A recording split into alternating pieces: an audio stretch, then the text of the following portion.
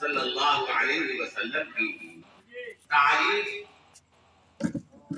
इन अशआर में बयान फरमाई। व अहसन मिन कलम तरक़त ऐनी, ओह क्या बात है, बहुत खूब, माशाअल्लाह।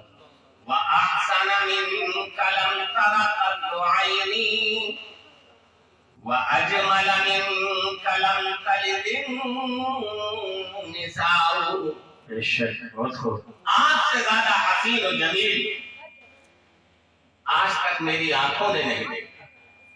यानी शागिर्द अपने उस्ताद मोहतरम जनाब मोहम्मद रसूलुल्लाह सल्लल्लाहु अलैहि वसल्लम की शान अक़दस के बारे में बयान फरमा रहे हैं कि आज से ज्यादा हसीन और जमील आज तक मेरी आंखों ने नहीं देखा। बेशक। तो सवाल पैदा होता है, सामने वाला ये सोच सकता है कि हो सकता है आपकी निगाहों से ऐसा हसीन और जमील चेहरा न गुजरा हो, बाकी दुनिया में किसी जगह हो, ऐसा मुमकिन है। आप पूरी दुनिया की सैर न किया हो और जिस जगह नहीं किया उस जगह उस जैसा कोई हसीन और जमील चेहरे वाला हो, ऐसा मुमकिन है। तो दूसरे शेर में उसका भी तज़किरा फरमा रहे हैं और उसकी भी नबी फरमा रहे हैं।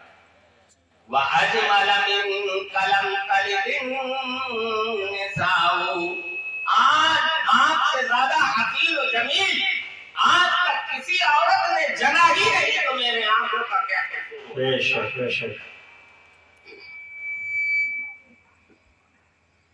आगे जितने भी तारीफ करने वाले और जितने भी हुजूर अलैहिस्सलाम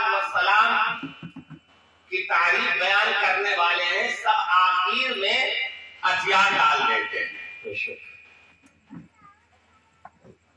चुनाचे हसन बिन साबित रज़ियल्लाहु ताला अन्हु फरमाते हैं, खुलिक़्ता मुबर्रअन मिन कुल्ली ऐबिन,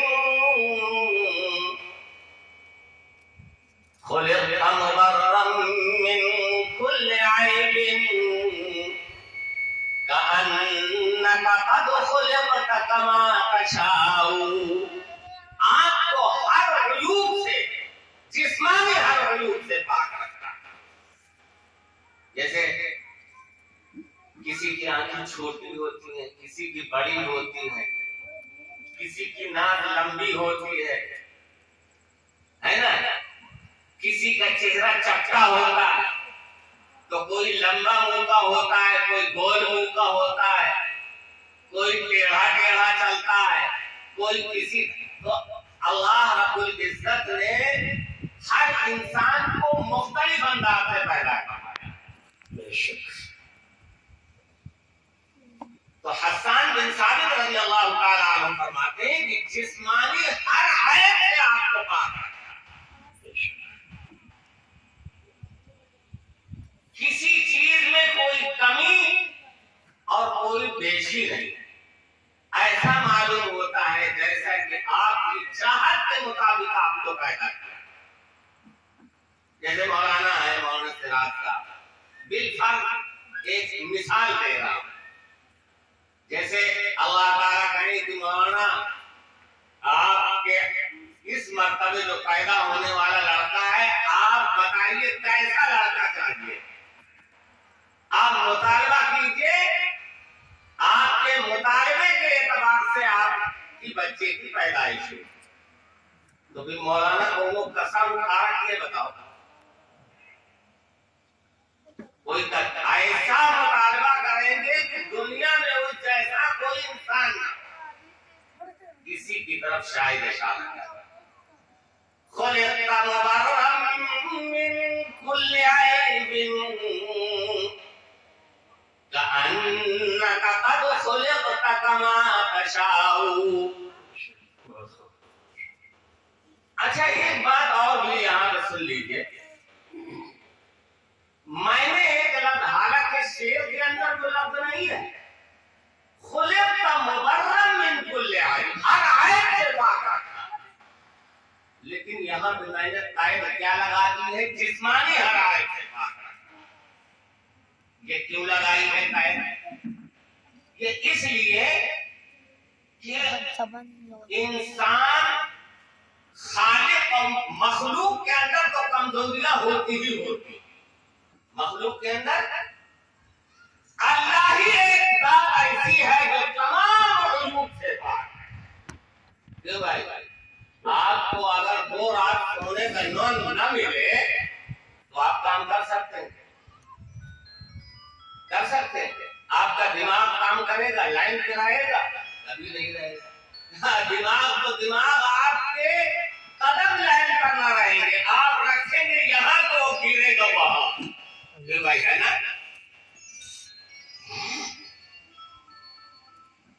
तो खालिक तमाम उलूम से, न उसको शादी की जरूरत, न वो किसी से पैदा हुआ है, न उससे कोई पैदा होगा, न वो सोता है, न वो ऊँघता है। ये भाई ये सब क्या है? ये है, ये उलूब है। अगर मुतलकन कहा जाए जनाब मोहम्मद रसूलुल्लाह सल्लल्लाहु अलैहि वसल्लम के बारे में कि हर आयत के बाद, तो फिर ये जनाब मोहम्मद रसूलुल्लाह और अल्लाह रब्बुल इज्जत के साथ मिलाना हो जाए। तमाम उलूम से सिर्फ अल्लाह की जात बाबरकत पाक, वो न किसी से पैदा हुआ है, न उससे कोई पैदा होगा। जनाब मोहम्मद रसूलुल्लाह सल्लल्लाहु अलैहि वसल्लम अपनी वालिदा मोहतरमा से पैदा हुए हैं और आपसे भी पैदा हुए। आपको भी नींद आती थी, आपको भी ऊँघ लगती थी, तो ये आपको जिस तरीके से हमें जरूरत होती है, इसी तरीके से जनाब मोहम्मद रसूलुल्लाह सल्लल्लाहु अलैहि वसल्लम की भी बशरी जरूरत थी। तो मखलूक के अंदर जो उलूम हो सकते हैं, उन तमाम उलूम से जनाब मोहम्मद रसूलुल्लाह सल्लल्लाहु अलैहि वसल्लम को पार करता है। बेशक। शायर कहता है, या साहिबल जमाल व या सय्यदल बशर, क्या बात, माशाअल्लाह। या साहिबल जमाल व या सय्यदल बशर मिन वजहिकल मुनीर लक़द नुव्विरल क़मर। ऐ हुस्न जमाल वाले, ऐ तमाम इंसानों के सरदार, आपके रोशन चेहरे की वजह से चांद के अंदर रोशनी है। बेशक। अगर आपको पैदा करना न होता तो ये न जमीन और आसमान की तखलीक होती, न ये दरख्त और पहाड़ पौधे और ये सूरज चांद का निजाम ही न कायम किया जाता। ये सब फैल है जनाब मोहम्मद रसूलुल्लाह सल्लल्लाहु अलैहि वसल्लम।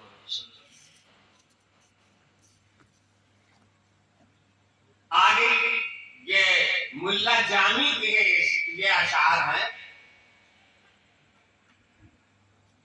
ये भी आखिर में हथियार डाले दे रहे हैं जनाब मोहम्मद रसूलुल्लाह सल्लल्लाहु अलैहि वसल्लम की तारीफ पर। और आगे फरमाते हैं, ला युमकिनु सनाउ कमा काना हक़्क़हु, मुमकिन नहीं है आपकी शायान शान तारीफ करना मुझ जैसे से। बस सिर्फ अगर कहा जा सकता है तो मुख्तसर तौर पे इतना कहा जा सकता है, बाद अगर खुदा बुजुर्ग तो ये किस्सा मुख्तसर, अगर खुदा के बाद किसी का मर्तबा है तो वो सिर्फ और सिर्फ जनाब मोहम्मद रसूलुल्लाह सल्लल्लाहु अलैहि वसल्लम। एक तीसरा शेर भी आप समाप्त फरमाएं, उसके बाद बात शुरू करते हैं। हुस्न यूसुफ दम ईसायत बैदादारी, हुस्न यूसुफ दम ईसायत बैदादारी, आज खूबा हमदारन तन्हादारी। शायर इशारा कर रहा है कि जितने अंबिया किराम इस दुनिया में तशरीफ लाए हैं,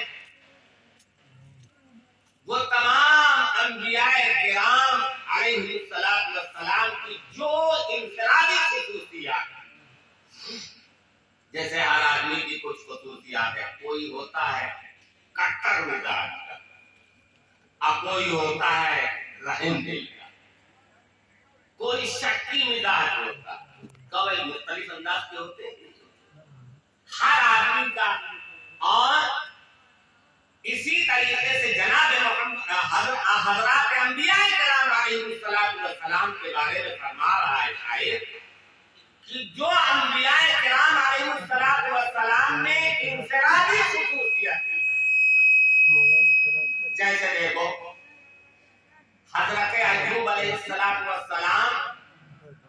के अंदर बहुत सी सिफात थी, लेकिन उनकी खास सिफत सब्र की थी। क्यों भाई? सब्र का, हजरत अय्यूब की सब्र का आपने मिसालों में सुना होगा, सुना है कि नहीं सुना? इसी तरीके से हजरत यूसुफ अलैहिस्सलाम के अंदर जो सिफत थी हुस्न जमाल की थी।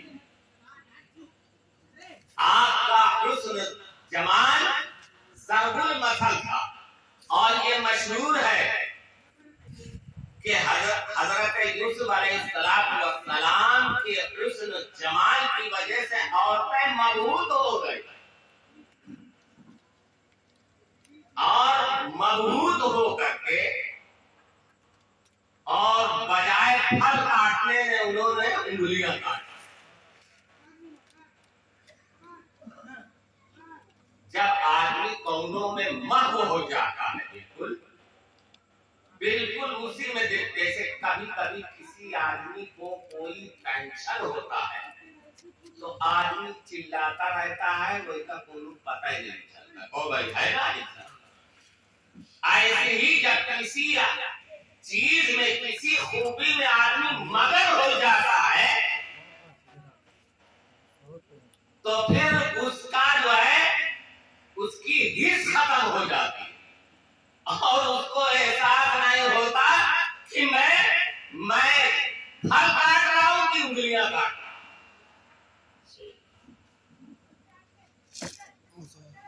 इसी तरीके से हजरत इब्राहिम अलैहिस्सलाम खलीलुल्लाह के नाम से मशहूर है, अल्लाह के दोस्त के नाम से। तो जो सिफात अंबिया किराम अलैहिस्सलाम के अंदर इंफरादी तौर पर थी, वो तमाम की तमाम खूबियां जनाब मोहम्मद रसूलुल्लाह सल्लल्लाहु अलैहि वसल्लम के अंदर जमा फरमा दी।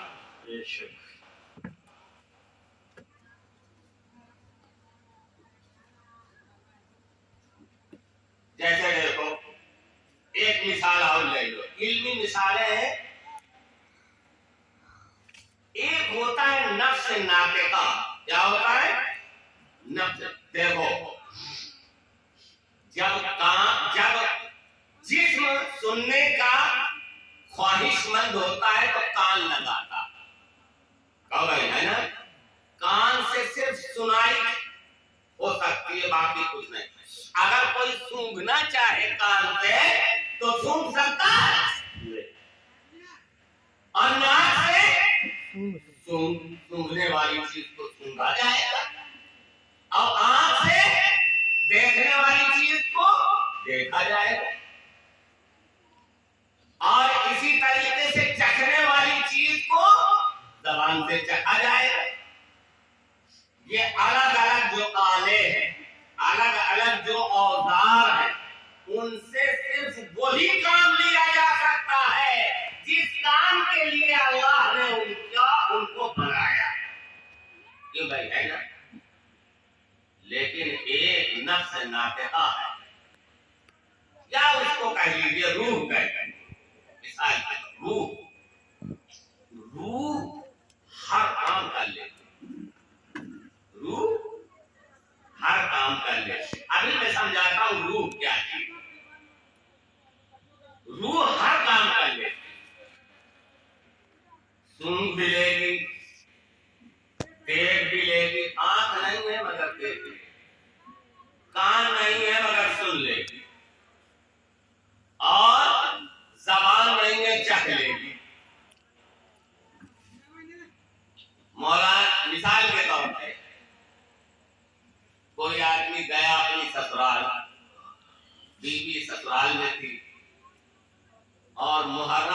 महीना था, मिठाई बनी हुई थी, रसगुल्ले भी माशाअल्लाह बने हुए थे।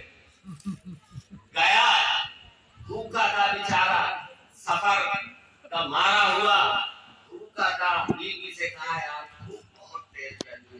कहा ठीक है मैं बनाती हूँ, लेकिन अभी तो फिलहाल नहीं है, अलबत्ता मुहर्रम के महीने में मिठाई बनी है, रसगुल्ला बने हैं, वो जरूर अभी थोड़ा सा खा लीजिए, तसल्ली हो जाए, मैं फौरन एक आधा घंटे में रोटी बनाती हूँ। अब वो रसगुल्ला के अंदर ऐसा गुलाब डाला गया था, ऐसा लजीज रसगुल्ला बना था कि उसको बरसों तक याद रहता, बरसों तक याद रहता। अब देखो अभी खाया है, लेकिन 4 साल के बाद वो क्या कहेगा, यार वो रसगुल्ला जो मैं 4 साल पहले ससुराल में खाया था, उस जैसे रसगुल्ला ही नहीं देखने को मिलते हैं। खाया कब था? 4 साल पहले, जबान में 4 साल पहले चखा था। उस चखने को आज भी महसूस हो रहा। क्यों भाई महसूस हो रहा है कि नहीं हो रहा? वो महसूस करने वाली चीज क्या है? वो रूह है। और उसके अंदर जो केवड़ा मिला हुआ था, जो खुशबू आ रही थी, उस खुशबू तक अब तक इस रूह के अंदर महसूस है। कान के अंदर महसूस नहीं है, नाक के अंदर वो चीज महसूस नहीं है, जबान के अंदर वो चीज महसूस नहीं है, लेकिन रूह के अंदर वो तमाम चीजें महसूस। क्यों भाई?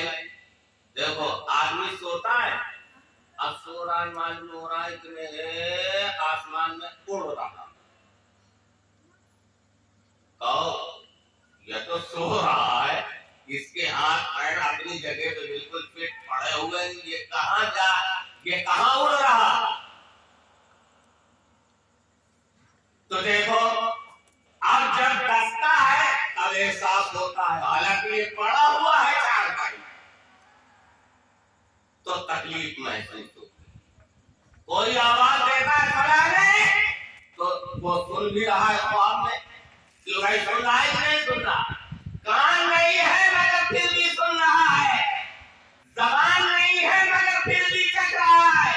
कि ये रूह है, रूह के अंदर तमाम सिफात, तमाम आराम जमा करवा दिए गए। क्या फरमा दिए गए? जमा करवा। इसी तरीके से जनाब मोहम्मद रसूलुल्लाह और अंबियाए किराम अलैहिस्सलातु वस्सलाम के दरमियान जो फर्क है, इसी तरीके का फर्क है। और के दीगर अंबिया उनकी मिसाल मिस्ल कान की है, उनकी मिसाल मिस्ल आँख की है, उनकी मिसाल मिस्ल नाक की है, उनकी मिसाल मिस्ल ज़बान की है। जनाब मोहम्मद रसूलुल्लाह सल्लल्लाहु अलैहि वसल्लम की मिसाल नफ्स नातिका और रूह की है। समझ में आ रही बात? अल्लाह ने इंसान का जिस्म ऐसा बनाया है, ऐसा बनाया है, ऐसा बनाया है कि अल्लाह रब्बुल इज्जत ने उसकी तख्लीक पर अगर गौर कर लिया जाए, इंसान की तख्लीक पर, तो खुदा याद आ जाए, खुदा याद आ जाए। अब आप कहते होंगे, जब कोई पूछता होगा कहो अल्लाह ताला कैसा सुनता है जब कान नहीं है, तो उनको मिसाल में दो कि अल्लाह ने हमारे जिस्म के अंदर रूह बनाई। वो रूह ऐसी है जिसमें कान नहीं है मगर फिर भी सुन रही है, उसमें ज़बान नहीं है फिर भी चख रही है, उसमें आँख नहीं है फिर भी देख रही है। इसी तरीके से खालिक भी बगैर कान के सुनता है, बगैर आंखों के देखता है, बगैर ज़बान के बोलता है। जिस तरीके से हमारी रूह तमाम इन कामों के लिए सब्र होती है, इसी तरीके से अल्लाह रब्बुल इज्जत भी इसी रूह जैसे। तो अल्लाह ने इंसान के जिस्म के अंदर ऐसी चीज रख रखी है जिससे अल्लाह का पता मिलता। मेरे मोहतरम बुजुर्गों और दोस्तों, अल्लाह रब्बुल इज्जत ने इंसान को दो चीजों से बनाया। अल्लाह रब्बुल इज्जत ने इंसान को दो चीजों से बनाया। एक उसका जिस्म है और एक उसकी रूह। रूह क्या है? रूह को तुम समझो एक किरण। क्या है रूह? क्या है? एक किरण। हालांकि रूह का बहुत से लोग इनकार करते हैं, लेकिन इनकार करने की कोई गुंजाइश नहीं है।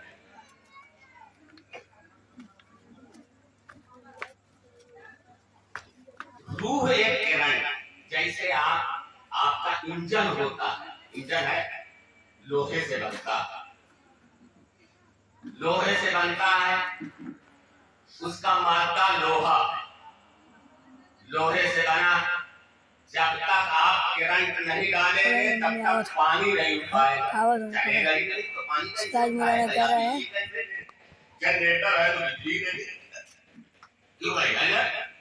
और जैसे ही बिजली का करंट गया फौरन उसके पहिया घूमने लगे। क्यों भाई? घूमने लगे कि नहीं घूमने? वो घुमाने वाली चीज क्या है? रूह। घुमाने वाली चीज क्या है? रूह।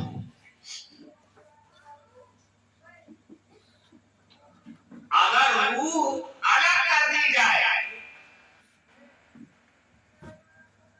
करंट अलग कर दिया जाए, खत्म कर दिया जाए, उस इंजन से उसका रिश्ता तोड़ दिया जाए, तो वो लोहे का लोहा। क्यों है ना? इसी तरीके से मेरे मोहतरम बुजुर्गों और दोस्तों, इंसान का जिस्म का ढांचा जो बना है, ये काहे से बना? मिट्टी से बना। अब आप सोचते होंगे यार मिट्टी से कहाँ बना? हम तो माँ बाप की पैदाइश से पैदा हुए, तो हमारे जो पहले अब्बा थे वो काहे से बनाए गए? वो मिट्टी से बनाए। और अगर आप उसके बाद वाले अब्बों पर ध्यान करेंगे तो वो भी मिट्टी ही से पैदा। अगर हम पहले बात की तरफ निस्बत करेंगे तो बिल्कुल बगैर किसी बात के मिट्टी ही से बने। लेकिन अगर उसके बाद देखेंगे तो वास्ते से, मिट्टी के वास्ते से बने, वास्ता हिल वास्ता बने। मिसाल के तौर पे हम खाते क्या है? गल्ला। तो कहां से पैदा होता है? मिट्टी से पैदा होता है। दाल कहां से खाते? वो मिट्टी से पैदा होता है। क्यों भाई? होता है कि नहीं? तो जिस्म जो है, इसको अल्लाह रब्बुल इज्जत ने मिट्टी से पैदा किया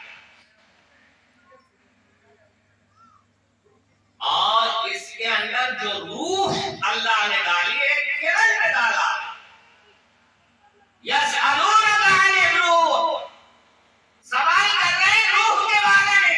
तो अल्लाह रब्बुल इज्जत फरमाते हैं कुल अम्र रब्बी, कह दीजिए कि ये मेरे रब का हुक्म है, मेरे रब का हुक्म, ये अम्र है।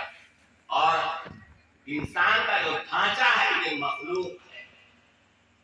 दोनों अल्लाह के कुदरत के तहत है। एक को अम्र से ताबीर किया है, एक को खल्क से ताबीर किया है। खल्क का मतलब यह है कि मादे से बना। जैसे लोहे का इंजन, जैसे इंजन बनाया गया है, उसका मादा क्या है? लोहा। वैसे इंसान जो ये तमाम पुर्जे हैं, इसका मादा क्या है? मिट्टी। रूह को किसी मादे से नहीं बनाया गया। रूह को अल्लाह ने फरमाया कुन हो गया, हो गई।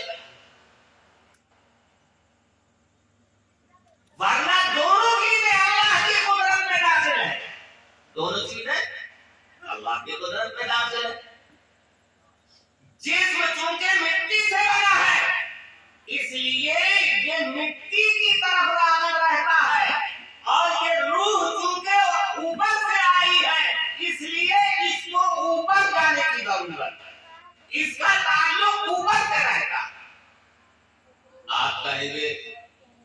ऊपर से कैसे? अल्लाह तो हर जगह मौजूद है। आप यही ना कहना चाहते हैं कि अल्लाह आसमान में है, ऊपर से आई है, तो आप कहेंगे साहब कि अल्लाह तो हर जगह मौजूद है, आप आसमान ही की खुसूसियत क्यों कहते हैं? तो हम ये कहेंगे कि बेशक अल्लाह हर जगह,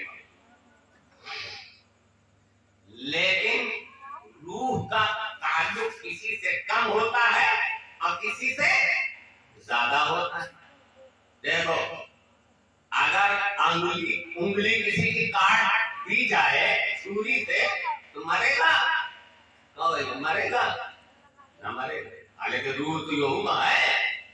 अब अगर पांव काट दिया जाए जांघन से तो मरेगा ना मरेगा? ना मरेगा। अगर एक छुरी वही के कलेजे में भोंक दी जाए तो चला जाए। तो देखो, रूह का ताल्लुक उंगलियों में भी है और रूह का ताल्लुक पैरों में भी है, लेकिन पैर का ताल्लुक रूह से कम है और अंदर जो कल्ब है उससे ताल्लुक रूह का ज्यादा है। तो जब आपने भोंका तो फौरन इंसान की जान और रूह फौरन निकल गई। क्यों भाई, निकल गई कि नहीं निकल गई?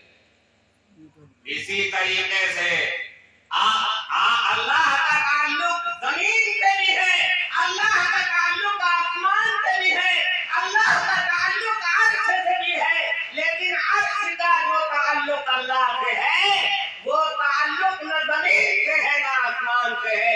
उसके बाद आसमान से जो ताल्लुक है वो जमीन से ताल्लुक है। जैसे आपकी रूह का ताल्लुक जिस्म के अंदर मरातिब है, ताल्लुक मरातिब के एतबार से है। आज़ा के अंदर, हाथ पैर के अंदर रूह इसमें भी है, लेकिन इसका ताल्लुक कम है और कल्ब के अंदर ताल्लुक ज्यादा है ना भाई? या इस एतबार से भी आप देख लीजिए। देखो, अल्लाह का ताल्लुक क्या कहते हैं, एक तो महल्ले की मस्जिद है, तमाम महल्ले में, तमाम गांव में सबसे अशरफ जगह और सबसे आला जगह, सबसे मुकद्दस जगह जमीन है ना, वो मस्जिद है ना। तो मस्जिद का ताल्लुक क्यों? इसलिए कि महल्ले से ज्यादा मस्जिद का ताल्लुक है अल्लाह। और फिर इस मस्जिद के बाद दूसरी मस्जिद जो जामा मस्जिद होगा उसका ताल्लुक महल्ले की मस्जिद से ज्यादा, इसलिए उसमें ज्यादा सवाब मिलता है। और फिर उसके बाद चाहिए मस्जिद नबवी। मस्जिद नबवी में उस जामा गांव की जामा मस्जिद से ज्यादा ताल्लुक। और फिर उसके बाद काबतुल्लाह के अंदर जो तजल्लियात का ज़हूर होता है, अल्लाह की तजल्लियात का जो ताल्लुक है वो रूह जमीन में किसी जगह नहीं। इसीलिए जब मस्जिदें गिरती हैं तो आदमियों को तकलीफ होती है, इसलिए कि इंसान जो है मसाजिद से अपने आप को जोड़ता है। और कहीं जामा मस्जिद गिर गई तो पूरे गांव वाले क्योंकि जुड़े होते हैं, उसका ताल्लुक और मर्जा होता है, इसलिए पूरे गांव वालों को तकलीफ होती है। और फिर उसके बाद जब काबतुल्लाह को अगर कोई नुकसान पहुंचे तो पूरे दुनिया के लोग, क्योंकि वो जुड़े होते हैं, पूरे दुनिया का मरकज और मबदा और चश्मा है, इसलिए पूरे दुनिया के लोगों को तकलीफ होती है। ये क्या वजह है? वजह सिर्फ ये है कि अल्लाह का ताल्लुक इन जगहों में मरातिब का है। ताल्लुक क्या है? मरातिब के एतबार से। वैसे ही मेरे मुहतरम बुजुर्गों और दोस्तों, जिस तरीके से अल्लाह का ताल्लुक मरातिब से है, जमीन से, आसमान से, अर्श से, इसी तरीके से रूह का ताल्लुक जो है मरातिब के एतबार से, किसी में कम किसी में ज्यादा है ना। क्यों भाई? अब देखिए, एक बात और देखिए, जब तक रूह कायम है आपके न हाथ गलेंगे न सर गलेगा, आपका न हाथ सड़ेगा